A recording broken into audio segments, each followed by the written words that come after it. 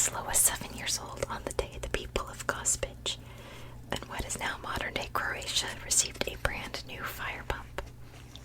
The town had organized a fire department for the very first time. The firefighters trained hard to learn to work together, but it was the fire pump that everyone wanted to see. It was a really big deal. The pump let firefighters move water from the local river and direct it onto flames in order to put out fires quickly. The leaders of the town organized a celebration to show off the fire pump. Everyone in Gospic put on their best Sunday clothes. They gathered around when the machine was brought down to the river. There was a ceremony and several people gave speeches. Then came the big moment, a demonstration to show how the pump could spray water. The new machine was painted black and red. It needed 16 men to work it. They took their positions, turned on the hose, and nothing. No water came out. The pump didn't work. None of the grown-ups was sure what to do. But young Nikola had an idea. "I know what to do, mister," he told one of the men in charge. "You keep pumping." Nikola jumped into the water and felt for the hose. There was no pressure. He tried to picture the reason in his mind. He thought something might be blocking it. Quickly, Nikola found the problem. The hose had bent sharply in one spot and stopped the pressure from pushing the water out. He straightened out the line and water surged through the hose. The crowd cheered. Many of the people got wet, but they didn't mind. Nikola was the hero. They carried him on their shoulders. Before Nikola jumped into the river that day in the early 1860s, he didn't know anything about fire pumps or water pressure. He just knew there was some reason the machine was not working properly, and he knew he could figure out a way to fix it. Nikola never lost his gift for figuring things out. He grew up to be one of the most important inventors in the history of the world. He helped to create the technology that led to radios and remote control devices. He imagined cell phones and the internet many years before anyone heard of such things. He created a motor that helped power machines around the world, and he is most famous for helping to bring electricity into homes everywhere. Nikola had a talent for picturing a problem in his mind and figuring out a way to fix it. Luckily for us, he loved to develop new and better ways of making things work. Chapter 1. Learning Experiences. Young Nikola Tesla was a very smart boy who one day did something not very smart. He tried to fly. He went out to the barn at his family's farm carrying an umbrella. He climbed to the roof of the barn, opened the umbrella, and jumped off.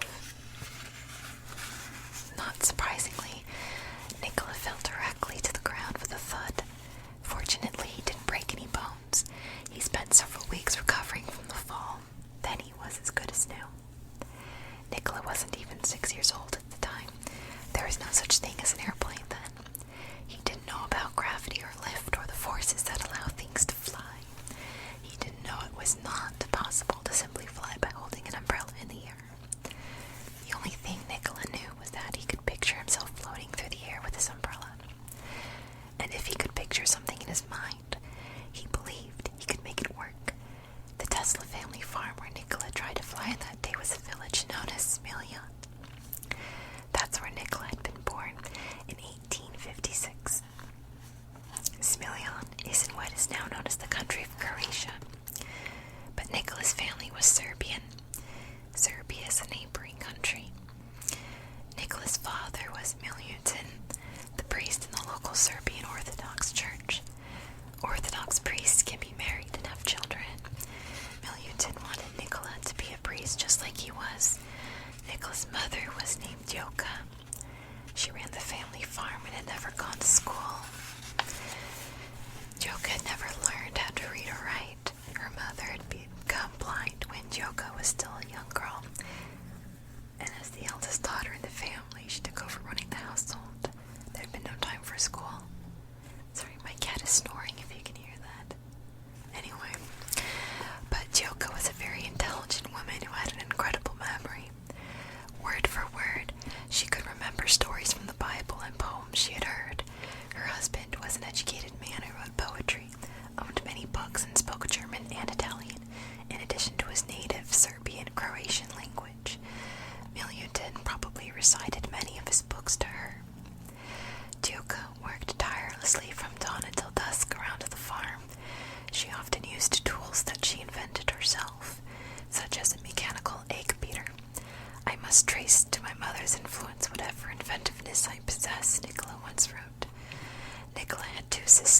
Milka and Angelina, and one younger sister, Marika. He also had a brother, Dane, who was 7 years older. Tragically, he was killed in an accident involving the family horse when he was only 12 years old. Like Nikola, Dane had been very smart. Nikola's birthday was July 10th. Most accounts say he was born just as the clock struck midnight, turning July 9th into July 10th. Outside, a thunderstorm flashed lightning in the sky. The flare of lightning at his birth was appropriate because electricity soon fascinated Nikola. When he was 3 years old, he loved to play with the macaque, the family cat. One cold, dry day when he stroked Macaque's fur, he saw little sparks. Nikola was amazed. He didn't understand what the sparks were at the time, but he knew he wanted to find out. It's electricity, his father explained. The same thing you see through trees in a storm. Nikola followed his mother's example by experimenting and coming up with his own ideas. When he was 4, he developed his first invention. One day, the other boys in the village went fishing, but they didn't take Nikola with them. Determined not to miss out on all the fun, Nikola made his own fishing line with a hook on the end of a string. He didn't have bait to tempt the fish. His homemade line didn't work. But while Nikola was trying to figure out what went wrong, a frog leaped at the hook. Nikola grabbed him. It turned out that his fishing line was really a frog catcher. He returned to the farm with nearly 24 frogs that day. All the boys in the neighborhood liked to play with frogs. His friends hadn't caught a single fish, but they were happy to learn Nikola's secret for catching frogs. When he was 5, Nikola began going to school in the village. He studied math, religion, and German. Outside the classroom, he was always learning too. Once when Nikola was playing down by a stream in the village, he noticed a small slice of a tree trunk shaped like a circle. Nikola cut a hole through the center of the wood. He found a tree branch and pushed that through the hole. Then he rested the ends of the branch on the opposite banks of the stream. The slice of the tree trunk was partly in the water. The wheel began to spin. The force of the water made the wheel turn round and round. Nikola had taken energy from nature, the stream, and generated enough power to spin the wheel around.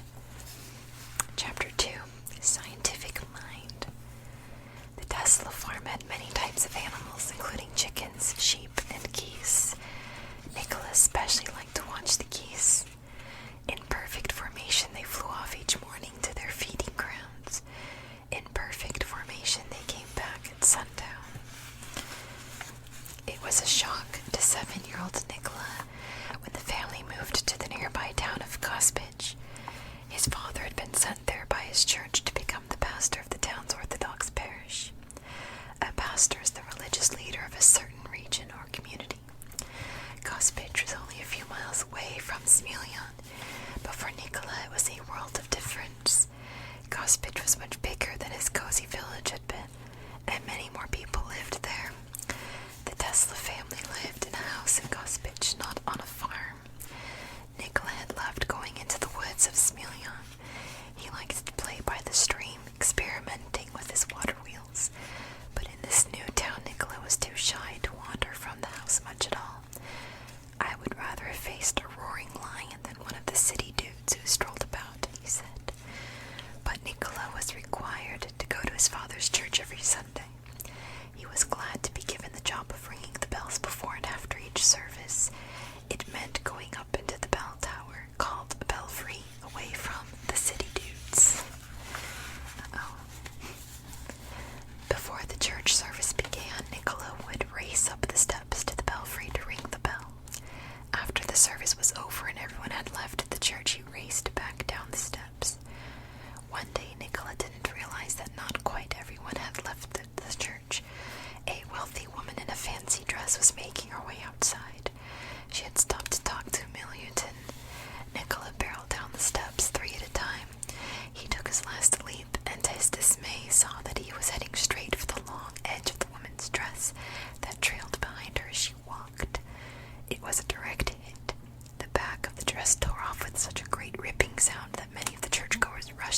inside to see what had happened. The woman was furious, Milutin was embarrassed, and Nikola was in trouble. After that, Nikola felt as if no one in town wanted to even talk to him. He worried about it for a long time. He didn't feel forgiven until he became the hero of the day for being smart enough to fix the hose of the new fire pump. In Gospitch, Nikola completed his elementary schooling during the day. At night, he read the books in his father's library. Of all things, I liked books the best, he said. Nikola would stay up late into the night reading, like me. His father thought Nikola was going to ruin his eyesight. Milutin thought that maybe Nikola liked books a little too much. He took away the candles Nikola needed to read at night. So Nikola went into his room and made his own candles. He blocked the space underneath the door and the keyhole, so no light could be seen from the outside. Sometimes he stayed up all night reading until his mother began her morning chores. In one book, Nikola read about a place in North America called Niagara Falls. Nikola pictured in his mind a giant water wheel like the one he had built in a small village stream. He pictured it at the base of Niagara Falls. If his little homemade water wheel could work, how much power could a huge wheel powered by the falls make? Even then he was imagining technology that didn't yet exist. Nikola showed his uncle Josip a picture of Niagara Falls. One day Nikola told his uncle he would travel to America and make his idea work. When he was 10 years old, Nikola entered the real gymnasium in town. In Europe, a gymnasium was another name for a school. Real gymnasium was Nikola's middle school. The way Nikola did math problems in his head amazed his teachers. They thought he might be cheating. He wasn't, though. When Nikola was given a problem, he easily saw the solution in his mind. To him, visualizing figures in his head was no different than working them out on the board or a piece of paper. Niagara Falls. Niagara Falls is on the border between Canada and the state of New York in the United States. It was formed when glaciers melted at the end of the last ice age, about 12,000 years ago. Niagara Falls is actually 3 waterfalls named the Horseshoe Falls, the American Falls, and the Bridal Veil Falls. The Horseshoe Falls is the highest and the widest. Together, the 3 waterfalls drop 3,160 tons of water every second. Chapter 3. His Own Path. In 1866, when Nikola started at Real Gymnasium, it was a new and fairly well-equipped institution, he said. Its classrooms had scientific equipment that was modern for the times. Nikola liked it most when his teachers conducted electrical and mechanical experiments. He enjoyed his 4 years there, and he completed the program with high marks. The town leaders in Gospitch were impressed. After graduation, they asked him to make a list of all the books they had in the local library. Before Nikola could get the job done, though, he became very sick. He was forced to stay in bed for weeks at a time. His doctors feared he might die. Nikola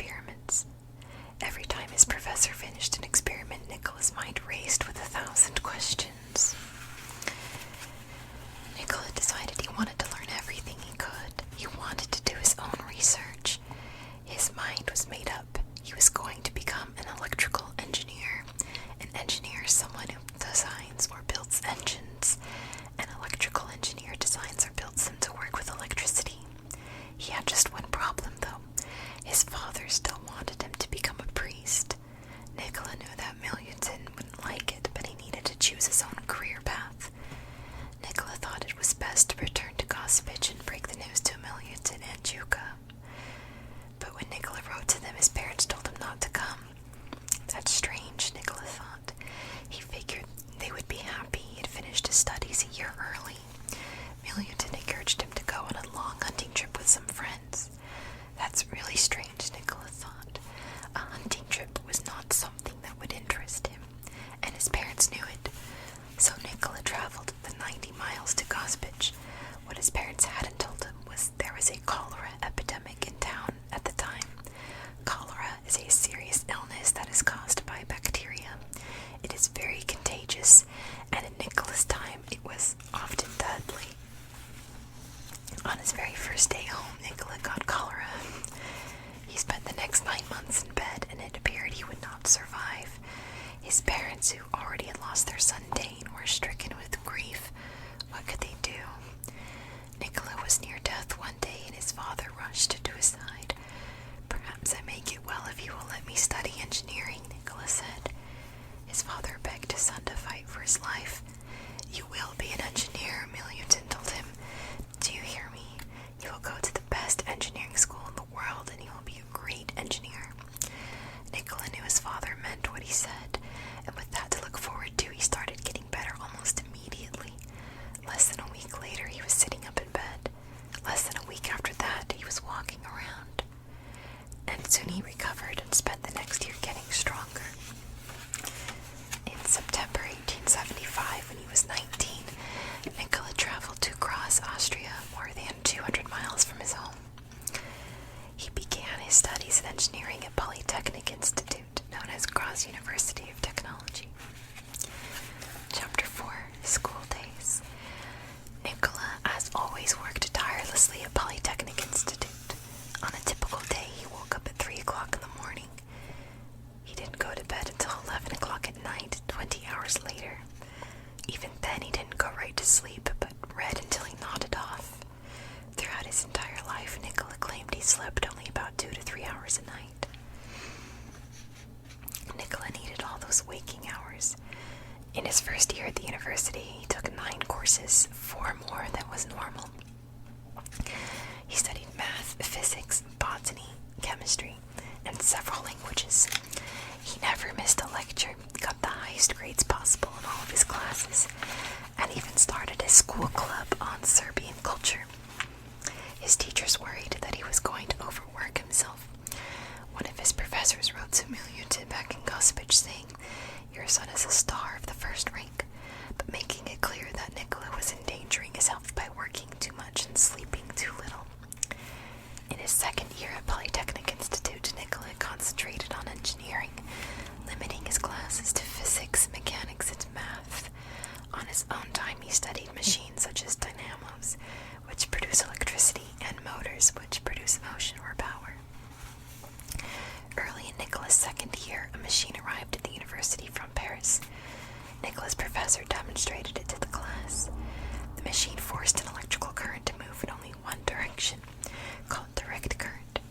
Nikola argued that it would be better to let the current flow back and forth, because direct current loses more and more power the farther away it gets from its source.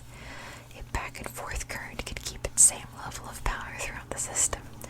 This was called alternating current, or AC. It was nothing new, but no one had yet figured out how to make alternating current power a motor. AC and DC. Current is the flow of an electric charge through a wire. In a direct current, or DC, the charge moves in only one direction. In an alternating current, or AC, the charge reverses direction, traveling back and forth across the wire. This is important because the voltage, or the intensity of the electrical circuit,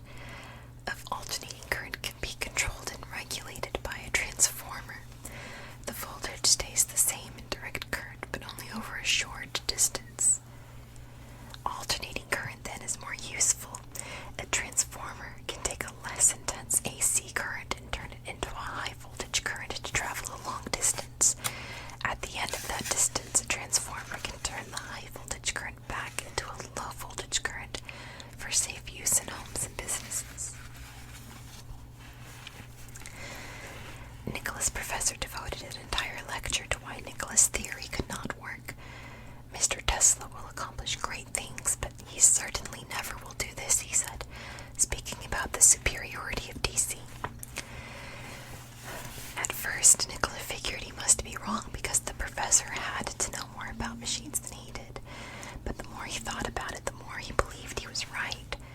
I could not demonstrate my belief at that time, he said, but it came to me through what I might call instinct. Once again, Nikola was smart enough to see things that others couldn't. Nikola began building complete machines in his mind. He imagined every nut, bolt, coil, and brush. The images I saw were perfectly real, he said.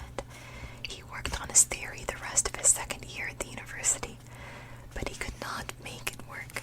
He became frustrated. In his third year at Polytechnic Institute, Nikola stopped regularly attending lectures. Then he dropped out of school. In 1875, Milutin died at age 60. Nikola knew that his father had wanted him to finish school, but he needed to work to help support his mother. He decided that he wouldn't go back to school, and Nikola never earned a college degree. Chapter 5. Coming to America. Nikola immediately began looking for work. His uncle Payo told him about a friend in Budapest, Hungary. That friend, Uncle Payo said, was building a telephone exchange. In the early days of the telephone, callers were connected to each other by an operator. The operator pushed electrical cords into slots on a board to make the connection. The machine was called a switchboard. A whole network of switchboards made up a telephone exchange. Nikola left for Budapest. When he arrived, he found out there was no telephone exchange. His uncle's friend was still trying to build it. There was no job for Nikola. Instead, Nikola went to work for the local telegraph office. Eventually, the telephone exchange was built. Nikola worked as its chief engineer. He made many improvements to the company's equipment, even impressing the inventor of the machinery himself. But Nikola was still more interested in figuring out how to perfect his alternating current theory.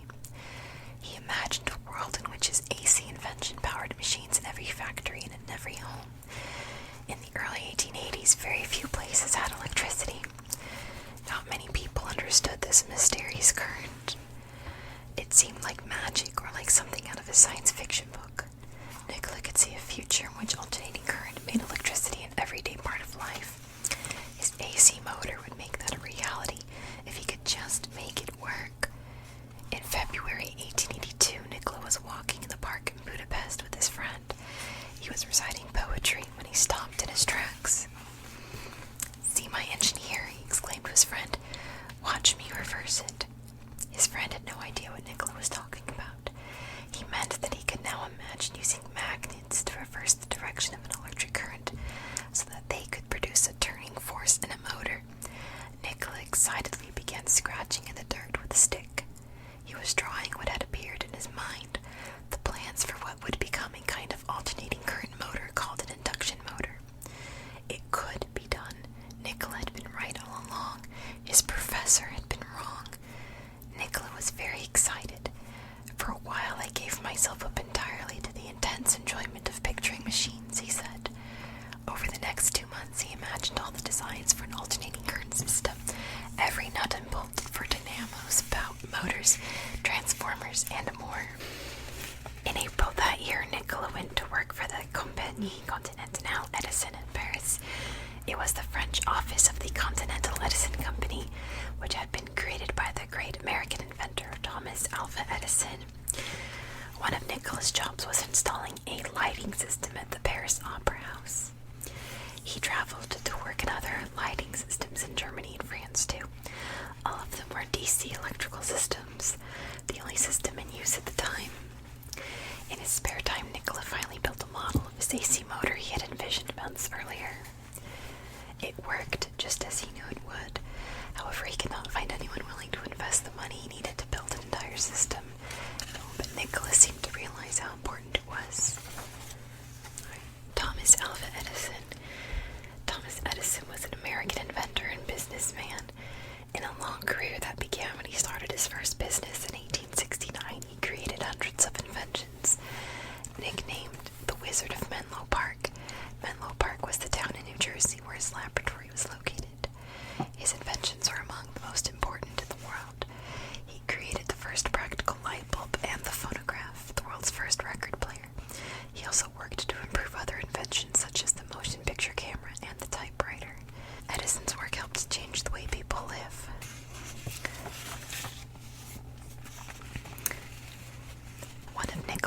offices in Paris was sent by the company to work for Thomas Edison in New York. He suggested that Nikola do the same, so Nikola made plans to travel by boat to the United States. But shortly before leaving Paris, he was robbed of his money and most of his luggage. Nikola arrived in New York on June 6, 1884, with 4 cents in his pocket and a note of introduction from Tivadar Puskás, a Hungarian inventor, to give Thomas Edison. "I know 2 great men, and you are one of them," Puskás wrote to Edison. "The other is this young man."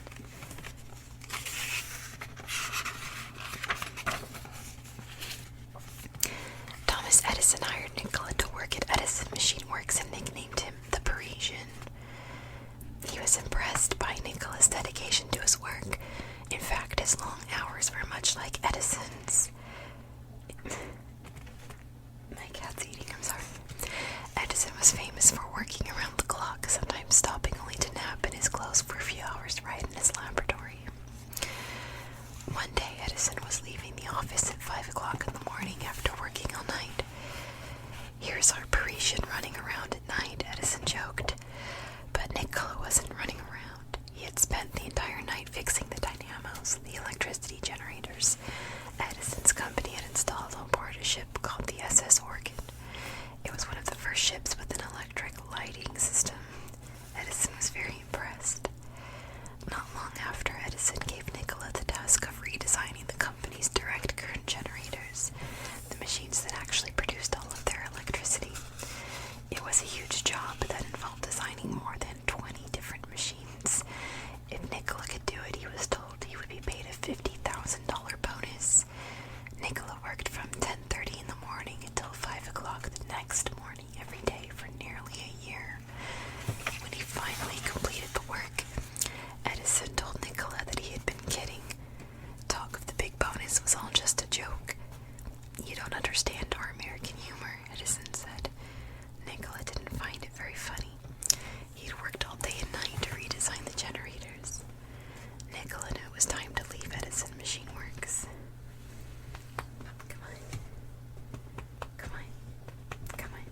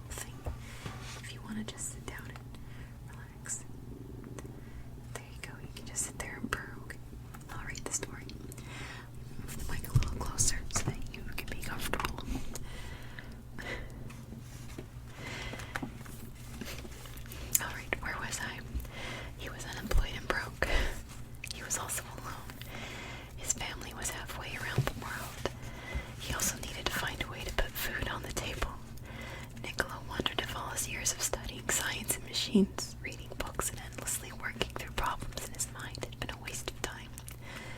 Then Nikola got the chance to earn $2 per day digging ditches. It turned out to be his big break. The foreman on the job overheard Nikola talking about his AC motor. He said he knew a man who was an expert electrician. The man's name was Alfred Brown. When Mr. Brown met Nikola, he was impressed by Nikola's ideas on alternating current. Together with a lawyer named Charles Peck, Brown and Tesla formed the Tesla Electric Company. They opened a laboratory in New York City in autumn 1886 and worked to develop patents on alternating current technology. A patent protects the inventor from someone else copying the idea. It creates an authentic record of the date, time, and place of each invention.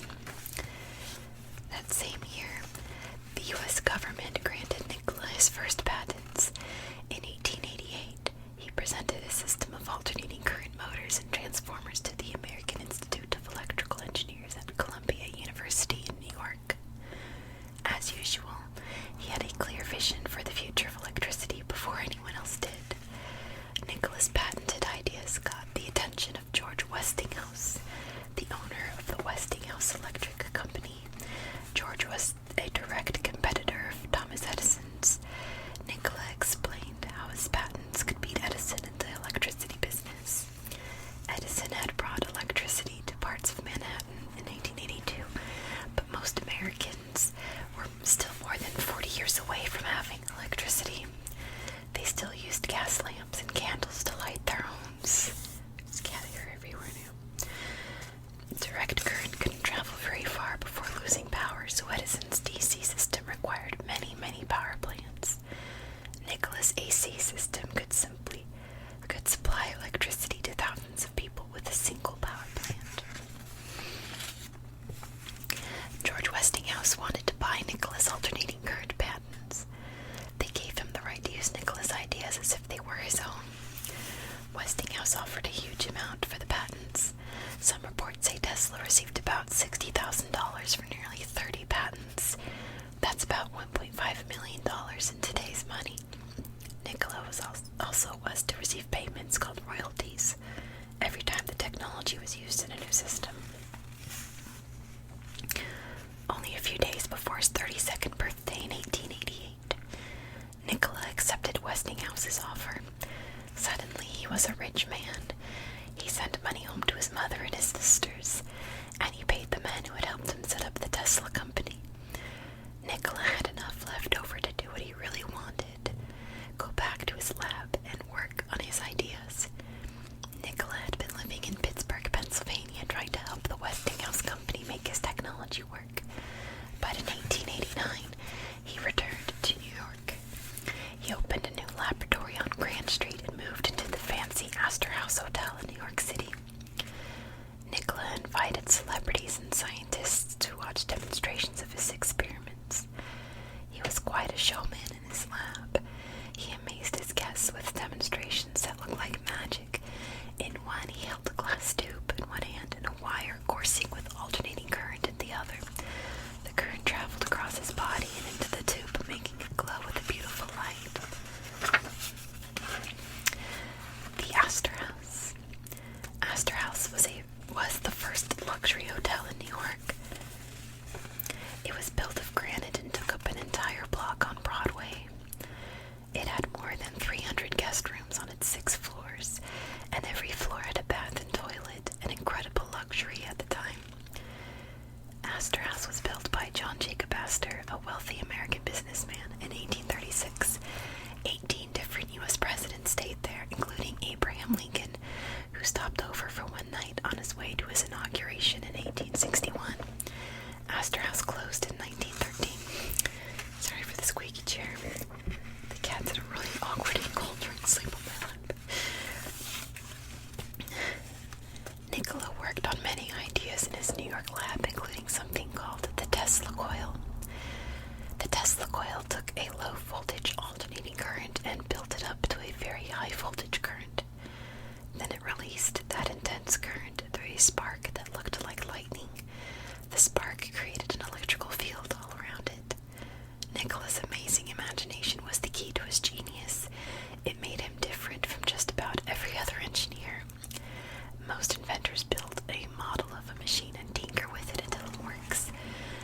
Nikola, however, first pictured the machine in his mind, down to the very smallest details and exact measurements.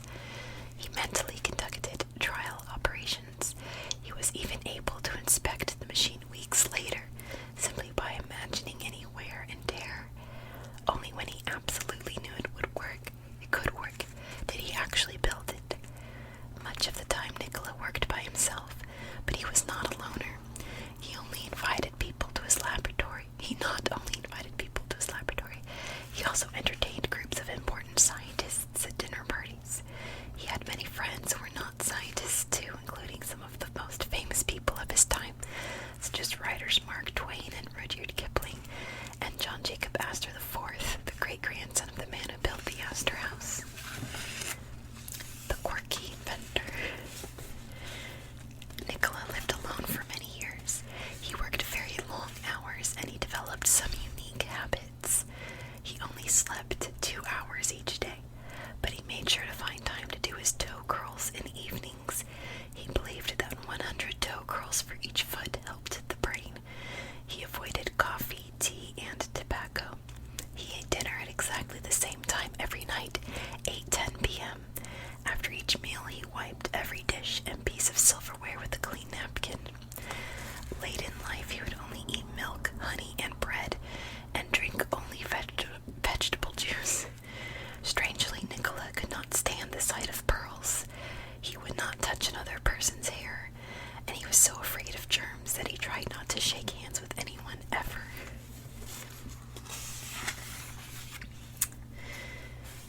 Nikola always dressed well at his dinner parties. He insisted on wearing white gloves and a good suit. He believed a person needed to look successful to be successful. Women were very attracted to the blue-eyed genius who stood over 6 feet tall. Nikola never married, though. He didn't believe an inventor could devote enough attention to his work if he also had a wife.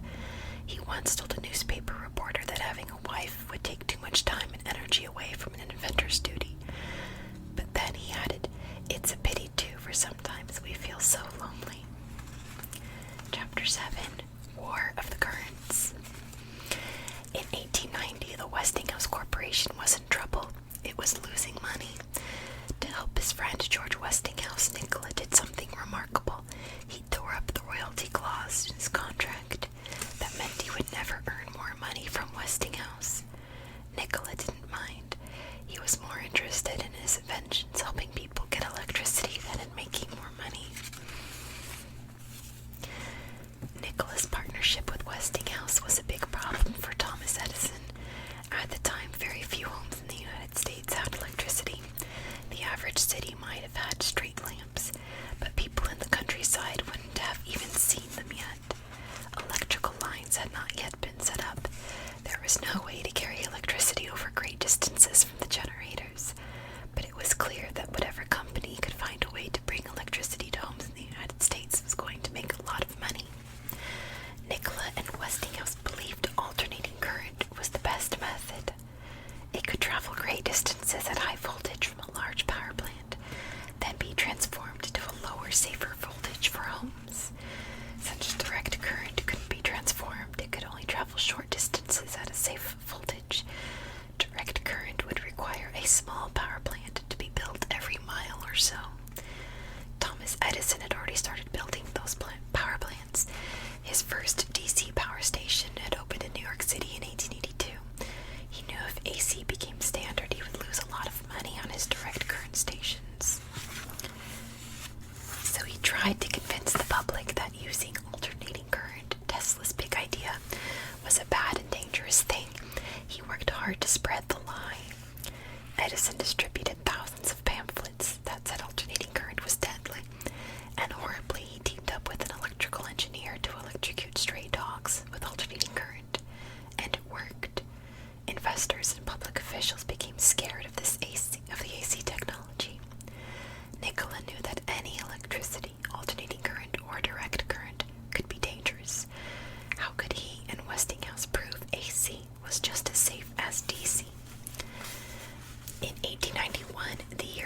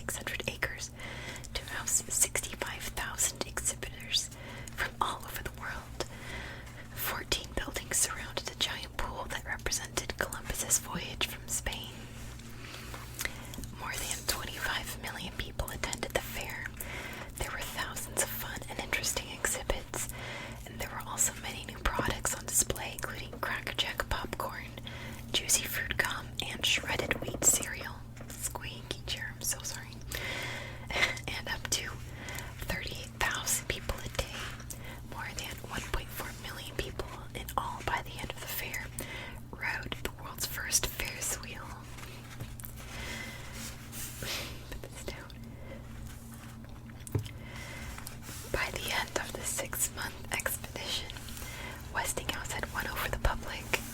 Visitors to the fair could see for themselves how safe and useful the AC lights were. Alternating current soon became the standard technology for delivering electricity to consumers in the United States. But winning over the public was only a part of the battle, the war of AC versus DC. Actually getting electricity to people's homes would be the more difficult part. Nikola looked to Niagara Falls for answers. Ever since Nikola read about Niagara Falls as a boy, he had been intrigued by hydroelectricity, the force of falling or flowing water to produce power. The rushing force of the fast-moving water turns a wheel called a turbine. The spinning turbine turns a metal shaft in the motor that generates electricity. Other scientists and engineers long had talked about using the power of Niagara Falls to create electrical energy. However, nothing had ever come of it. The success of AC technology at the World's Columbian Exposition convinced state officials in New York that it just might work. Before the exposition was over, they had awarded Westinghouse Corporation a contract to build turbines and generators for Niagara Falls, using Nikola's patents and alternating current technology.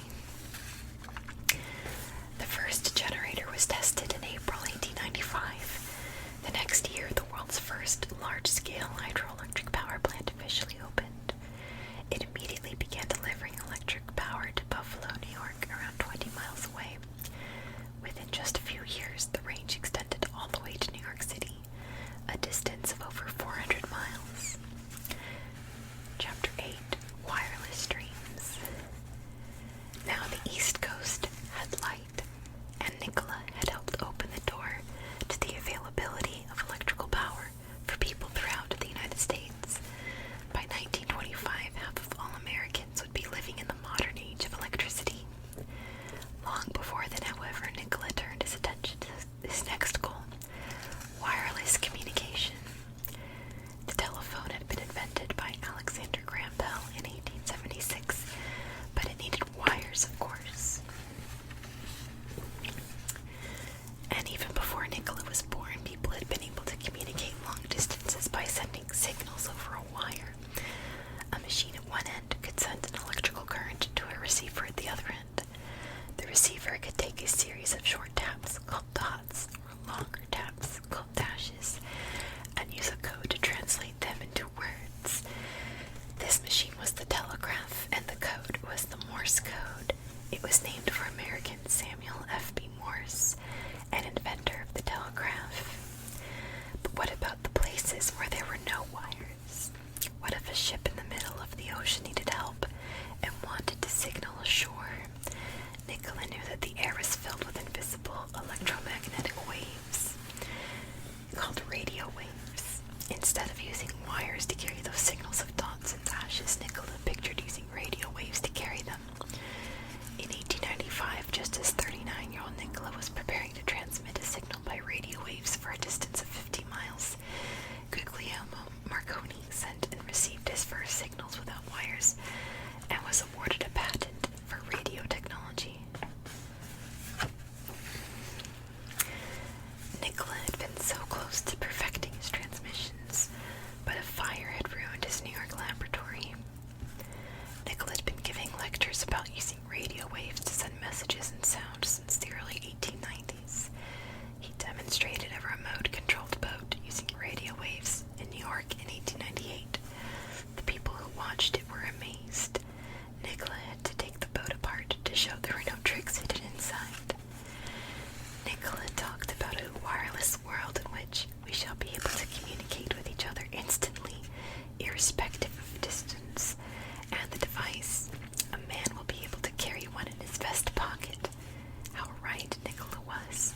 That sounds like a modern cell phone. Nikola had missed his chance to be the first to send a wireless signal a long distance. But why stop at sending a small amount of information, such as the message Marconi sent? Why not use those waves to send large amounts of information? Information such as pictures, music, and voices. That sounds a lot like the internet. As usual, Nikola's ideas were way ahead of his time. technology had to catch up to those ideas first. To help create the technology, he conducted bigger and bigger experiments, and Nikola's high-voltage, high-frequency experiments were becoming too large and too dangerous for his New York City lab. In 1899, Nikola moved to Colorado Springs, Colorado, where he built a large laboratory. It included a gigantic Tesla coil 52 feet in diameter. It created an enormous electrical field that allowed Nikola to light lamps many miles away without wires. In 1900, Nikola returned to New York. He built a 187-foot high tower at his lab on Long Island in an area called Wardenclyffe. He hoped the tower would be the first to send signals and power wirelessly to anywhere in the world. Nikola's plan for Wardenclyffe didn't work. In 1905, he was forced to close down his laboratory. Nikola was still only 49 years old, but after Wardenclyffe closed, he seemed to disappear from the scientific community. In May 1917, though, he was presented the Edison Medal, the highest honor presented by the American Institute of Electrical Engineers. In 1919, Nikola wrote the first of a series of articles for Electrical Experimenter magazine. An editor later combined the articles into a Tesla autobiography called My Inventions. Nikola continued to work on projects that interested him. In 1920, he designed a type of aircraft that could take off vertically like a helicopter, but would fly like an airplane.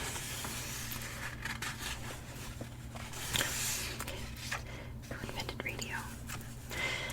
At 12:30 p.m. on December 12, 1901, Italian inventor and electrical engineer Guglielmo Marconi listened intently on his earphone at a desk in Newfoundland, Canada. He heard a series of 3 dots. That is the Morse code for the letter S. The message had been sent from a transmitting station Marconi built in Cornwall, England, more than 2,000 miles away. It was the first radio transmission to cross the Atlantic Ocean. Marconi formed a wireless telegraph company and began improving his ability to send messages via radio signal, but his transmitters needed a Tesla coil to work. Nikola sued Marconi a couple of years later for using his technology. The U.S. Patent Office ruled in Nikola's favor in 1903, but it reversed its decision in 1904. Marconi is credited as the inventor of radio transmission, although in fact it was a combined effort of many people, especially Nikola Tesla. It was only a design, but like everything else, Nikola was certain it would work because he had already tested it in his mind. Once again, Nikola was ahead of his time. Years later, a very similar aircraft was built by the U.S. military. As he got older, Nikola lived a more solitary life. He spent his days taking long walks in New York and feeding the pigeons in Bryant Park. He moved from hotel to hotel, sometimes because the maids complained about the pigeons he brought back to the room, and sometimes because he was unable to pay the bills. Finally, the Westinghouse Corporation, perhaps out of gratitude for Nikola tore up his royalty contract many years before, agreed to pay for his room at the Hotel New Yorker. On his birthday each year, Nikola invited reporters to the hotel to talk about his new ideas and plans. But his ideas were getting stranger and stranger. One year he talked about a death ray machine that he believed would end all wars. Another year he spoke about his contract with other planets. He also hinted at a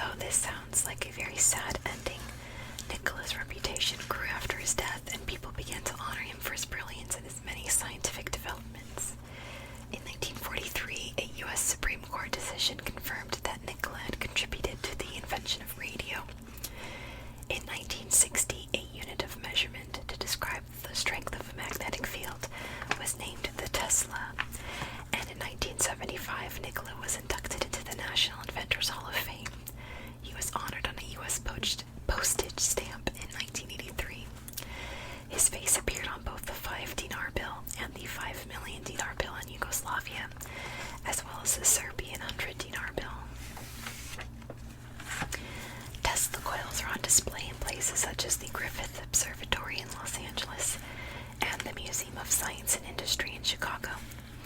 Tesla Inc. is a line of luxury electric cars named in his honor.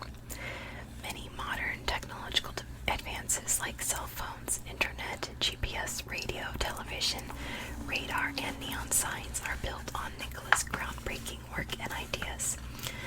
Part creative genius, part mad scientist, and completely ahead of his time, Nikola Tesla made the electric